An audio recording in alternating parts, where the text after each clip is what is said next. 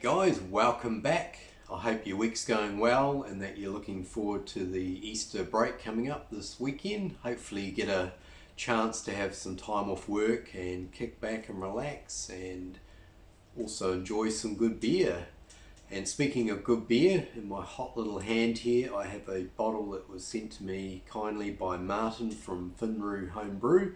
It's a bottle of his Octane red IPA, so I'm really looking forward to giving this a whirl, Martin. I haven't brewed a red IPA for quite a while, and yeah, and it's one of my favourite styles, so happy days. So yeah, Martin sent this to me earlier this week, so it's just been sitting in the fridge, and I thought it'd be a good way to kick off the Easter weekend. So cheers, guys. Got my glass here, so let's crack the top. Bottle's nice and tight, so yeah, it's come off the keg. Straight away I can see the carbonation coming up.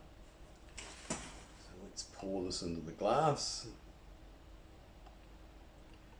Try and build a nice little head on the top there.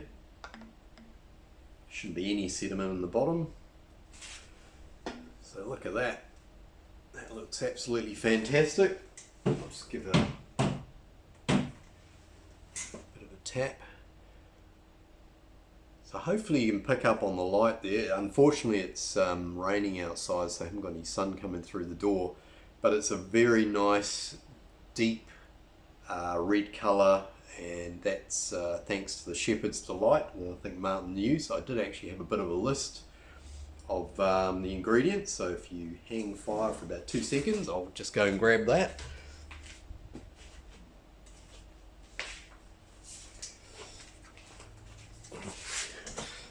May or may not chop that out of the video. So yeah, there it is there. So a little bit about the beer. So this is Martin's Octane Red IPA, and he's put his own twist on an Octane. Well, I've done 2 or 3 versions of Octane Red IPA. So Martin's seen my video and looked at my recipe, and but he's put his own spin on the beer that I made, which is fantastic. So I don't know the quantities, but the grain bill is pale malt, Vienna, medium crystal, Shepherd's Delight, and then a bit of wheat. So yeah, the Shepherd's Delight's given that really nice, deep, rich colour. I wish I could show it up a little bit better. And the wheat, that'll hopefully add a little bit to the mouthfeel as well. And then he's hopped it with Amarillo, Columbus, and Cascade, coming in around 40 IBUs and 5.6%. So my mouth's watering already just thinking about the beer. So without any further hold up, we will go in for a smell. Cheers guys, and thank you again Martin for sending this up.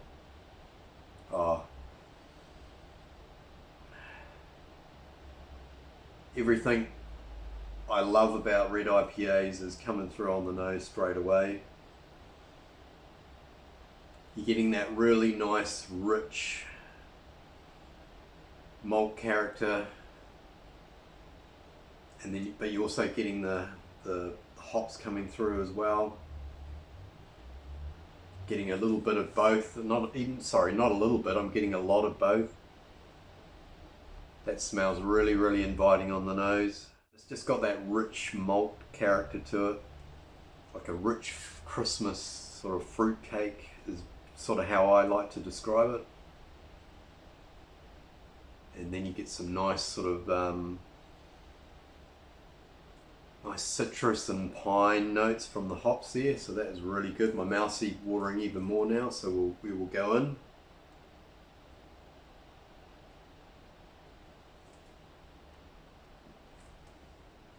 Oh, that is good. That's really good. My first impression.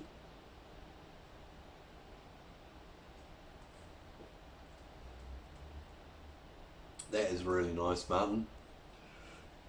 Complex. Again on the flavour, you're getting that really nice, rich, sort of dark fruit, Christmas cake sort of malt flavours. You know, lots of different layers to them. And then you're getting that nice citrus and pine.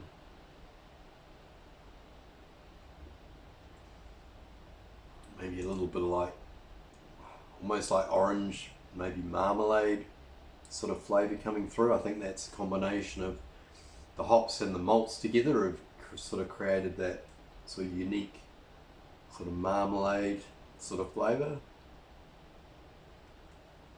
Orange marmalade, that is really nice. Really rich, moderate body on it. It's 5.6%, but it tastes more than that.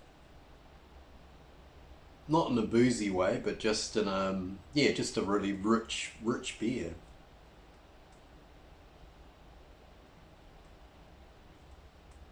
Each mouthful you get a nice hit of bitterness up front, which tapers away really nicely at the back.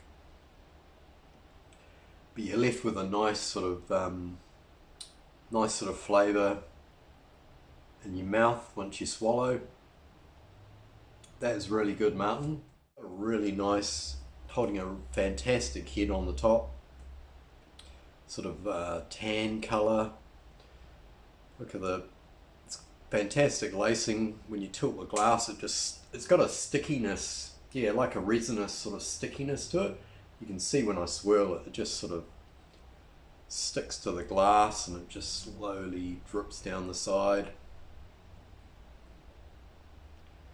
I think you can pick up a little bit more of that rich red colour. Carbonation is fantastic.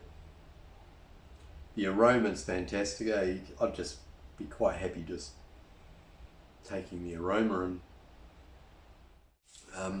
Now I think this was brewed up maybe end of January or maybe even the beginning of February, so it's it's got a bit of age to it, maybe a couple of months.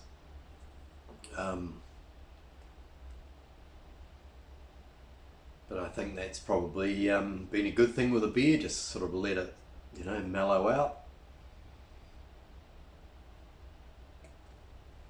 Let all those malt and hop flavours just sort of meld together, just to give you, one sort of cohesive, tasty red IPA. So yeah, that's fantastic.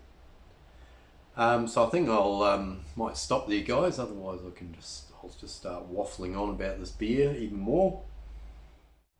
Yeah, that's fantastic. So yeah, like I say, check out Martin's channel. I might actually put a link to his video tasting of the same beer, and maybe the one where he sort of tells you a little bit more about the recipe. So I'll put a couple of links below, so check those out.